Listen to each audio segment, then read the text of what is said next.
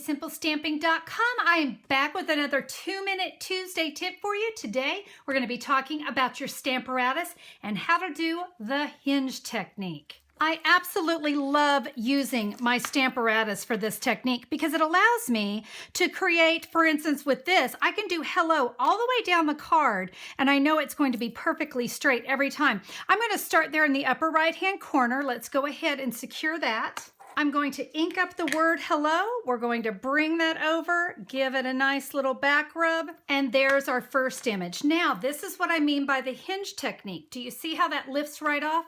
Move it down one little hinge. I will ink up my stamp again, give it its little back rub, and there's my next one. We're going to repeat this.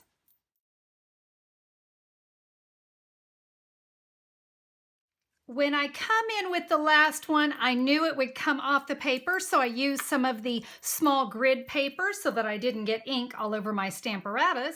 And there you go. You can see perfect all the way down. I came in and created just a very simple card. I thought it was a good masculine card.